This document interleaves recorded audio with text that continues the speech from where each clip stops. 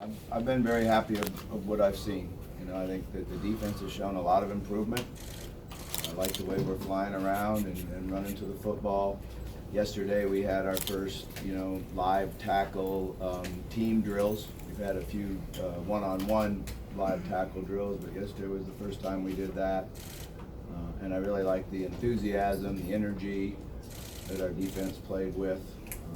We got a lot of competition going on the defensive line, so that's good. I think that's really helped everybody.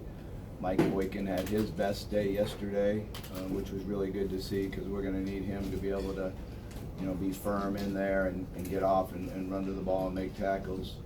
Jared Goldwire continues to improve and get better. Everything's new to him, so it's important that he gets a lot of reps in there. And Gigi's done a nice job inside also, so it's been good to see that. Doomerville, big guy, is somebody that's really going to help us at some point. Whether we can get him in a good enough shape to do it right now, but he's a massive guy that can bend and move and use his hands. It's really, really hard to move him. Right now he's at just a little bit above 360 pounds, but he is a guy that there's no question in my mind can eventually really help us and take up space in the middle and be able to run to the football. One of the things that we're working on him, sounds a little bit funny, but if you get a guy that can play on first and second downs, they got to be able to get off the field on third down. So every time that we switch groups and he's out on the field, he has to turn and sprint to the sideline, so we can work on that ability. But on the edge, I think our guys are doing a good job. Obviously, Jonathan Grenard is playing really well. Tavarius Peterson has shown improvement, and he's a guy that, with his measurables in the weight room and his speed, should really contribute, have a really good year for us. And then, I think our linebacker core is doing good. Dorian Etheridge is improving still. And then there's good competition at the other linebacker between CJ Avery and PJ Blue, and then a young freshman that can really fly and really run and get to the ball. So, and then we've talked a lot about the secondary as far as, I think there's great competition with 6 guys at the corner spots, and one of those guys, or 2 of them, will have to also play inside at nickel, and then our safeties. Offensively, I don't think we're where we were when we ended spring ball yet. Offense is always a little bit more work as far as timing and pad level and getting where you need to be on your landmarks with the running backs. So we're still working on it and developing it. Puma's done a nice job of running the show, but we're still a little bit off on our timing as far as receiver, quarterback, protection. All of those 3 things have to work together, but I think it's a situation where we can continue to get better. We do have some competition on the O-line, so that'll help everybody be better. And then the wide receiver group is guys that can make plays. Jalen seems to be doing real well. He's down there today. He is going to come and talk to you guys later on today. But I don't know what that means as far as getting onto the practice field. I think there's doctors decide that. But he seems good. He's got a smile on his face. He's standing tall and walking around. And just when they clear him, he can get back out and start working.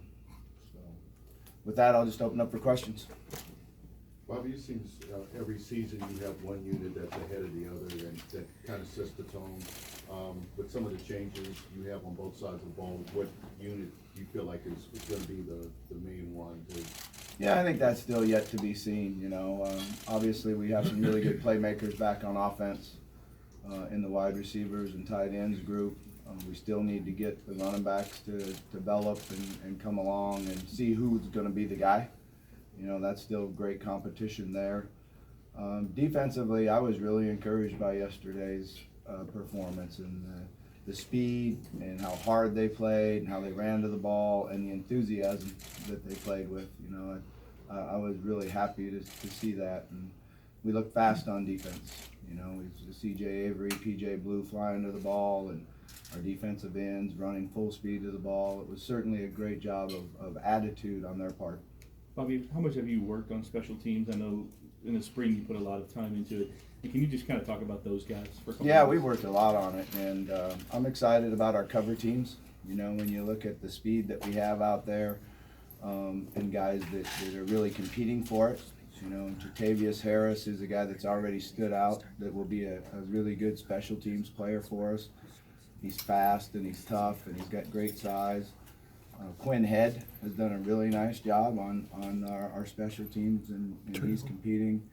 LaMarquez Thomas showed last year that he can be a great player for us on that. So it's been good because their competition, and we've been changing the depth according to how hard they go and how fast they play. And then I think our specialists are doing a good job. Latin Creaky has been very good, very consistent. And then, you know, there's still a little bit of competition between Mason King and Austin Johnson. And, you know, Austin needs to put pressure on him and compete for the spot. Coach, a couple of years ago, before any of us knew who Lamar was, and I remember at this press conference, you didn't say a lot, but you had this kind of gleam in your eye that you knew what we were going to find out. And my question is, are there any newcomers that have grabbed your attention, if not to that level, that you say, oh, well, maybe we have something that we didn't realize we were going to have? Well, when you first said a couple of years ago, I was thinking, boy, I hope I can remember that far back. But, you know, I really, you know, even when we went downstairs and took the team picture, it's great to see the sophomore group of guys and the freshman group of guys. I think there's a lot of talent out there. Tutu Atwell has been consistent, making plays every single day in practice. His ability to transfer from a quarterback to a receiver is something that's, you know, kind of been amazing to me. I didn't think he would be able to do it that quickly. He's a real student in the game. He loves the game of football, and he's really fast. I mean, he's super fast. And he's made an impact in every single practice and scrimmage as far as making big plays for us. So I think he would have, you know, a guy to be a great chance like that. Chandler Jones has had a really good first week. You know, he's made some really great interceptions. He's super fast, and he can play the ball in the air. So he's another guy that's really jumped out at me. And he was injured a lot of spring. You know, he missed a couple of weeks of spring with a hamstring. So it's good to see him out there and going really hard. You know, other than that, you know, I think Puma's going to have a great year, and I'm excited for him. Real quick, you mentioned in the linebackers there was a freshman on the outside who was Yasir. that? Yasir, yeah, Yasir is really fast, and he's still figuring things out. But when he knows where he's going, or when he's blitzing and pressuring, you see the different speed that he has. You know, he's a guy that in track this past spring ran 10.6 in the 100 meters, and now he's over 220 pounds, and he can flat go. You know, it's a different speed that we've had. And he's another guy that on those special teams that has really stood out. The defense, it seems like the consensus is that will be more aggressive this year. I guess some people say that means high risk, high reward. When you look at the way the defense is played in camp, how do you try to minimize, as you try to be more aggressive, how do you also try to minimize giving up big plays? Yeah, you know, the first thing you need to do on defense is stop the run. So you'd love to be able to be successful stopping the run with, you know, your base front and your base coverages and great technique and guys flying to the football. And we've been working hard at that, and we've been a lot better at it. There's no question about that. The other ways that you stop the run is you have what are blitzes or pressures that are designed for to stop the run, and you know, not necessarily to get after the quarterback, but to stop the run first, and then transition if it is a pass into pressuring the quarterback. And then you got to be able to play tight coverage. So and then it has to work together. And you know, I've always felt like as an offensive coach, the hardest thing to go against is a defense that could be 1/3 base, 1/3 man coverage, and 1/3 pressure, because it keeps you off balance and keeps you, you know, where you have to be able to attack different looks all the time. So we've got a ways to go to be able to do that. With more pressure on stopping the run on the quarterback, do you find your defensive backs out out in one-on-one coverage, out in They're always out on Yeah. an island. That's that's what their job is. Corners are out there by themselves all the time, and you got to be able to get to the quarterback with 4-man pressure. You got to be able to get the quarterback with 5, just bringing one guy, and then you also got the opportunity to bring 6 or 7. So the ability to mix it up and change it up is what's important. You've seen a week out of Trayshawn Smith. How's he look in camp? Trayshawn's done a really nice job. He's been limited a little bit. He hasn't been in everything, but that's by design with our trainers and doctors, and they're bringing him back. But I've been really happy, and I feel like he's way ahead of what I thought he would be. So we just got to make sure that he doesn't have any setbacks. And like I said, they've been bringing him along, and some days he does individual and 7-on-7. Some days he gets in some teamwork, but it's just a matter of getting it back. It's hard, because of the time he had the injury. He's going through the pains now and the swelling and the things that you would like to have had happen in the summertime, but he wasn't at that point yet. So, it's like Day went through it last year in August and September, so that's different. Bobby, how have you worked with Juwan in terms of just telling him, not to try to do too much too soon, and maybe letting him do what he does best? Never used the terms not to try to do too much. I think he needs to go out and play the position, and run the show, and understand exactly what we're striving for as an offensive staff, and go out there and understand what the defenses are, and handle the running game. Be 100% in the running game, with whether I get out of a bad play into a good play, and technique. One of the most important things for a quarterback is to get the ball to the running back in the right position. And then the run game has a chance to be really good, so we work hard on that. Obviously, one of the things you always do for a quarterback is you have to take care of the ball. You have to take care of the football and distribute it and get it to your good players. So we're working hard on that. But, we judge him every play by decision making and execution. So every play he has a decision make, whether it's stay with the play that's called, check the play, or read the strong safety. He's got a decision to make on every single play. And then you got to be able to execute it and be accurate with the throw, or get to the proper mesh point, carry out your fake. So we're just striving for him to do those things every play and be consistent. How instinctual has he become in that process? He's good. He's been here for a couple of years now. I think he's ready. Obviously we got a great challenge for him early, and he's going to have to be able to handle his emotions and concentrate and just play football the way it is at practice. So that'll be the great challenge, is just relax and play the game the way he can. Bobby, how do you go about reinforcing the idea that there does not have to be a fall off after Lamar, that you have the pieces in place to continue to be successful? Yeah, we just have to prove it. That's something that as a team we feel like we're going to be a good football team. Obviously, there's people out there that don't. But you have to, in athletics, you have to go out and prove it on the field, and go out and prove it in the games that you play. Put a good product out there, play hard, win games, and put on a good performance. So it's just a matter of going out there and proving it. Have you been able to watch any of the Alabama behind-the-scenes show since you're playing the first game? And if so, can you learn anything from it? I haven't watched it yet, but we are videoing it, obviously. And there's been guys that have previewed it and watched some of it, but we just haven't had the time yet to sit down and watch any of it. But yeah, you try to see if there's one thing they can give us on that or not. I don't really know. How confident with the line, with the guys you have, or are you getting close, do you think, of having a 5 up front at this point? And then if you could, we haven't had a chance to ask you, but I know you had a new one with Wyatt late. Can you just kind of talk about how that happened and what he'll help down the road? Yeah, I feel really good about Makai and Lucaeus and the fact that they played almost every play together last year. Cole Bentley is a guy that's got tremendous ability. He's still playing both guard and center, so we're trying to see what the best combination is there. On the other side, Kenny Thomas has great experience and understands the game and knows what he needs to do. He has improved as far as his strength and flexibility, so that'll help him be a player.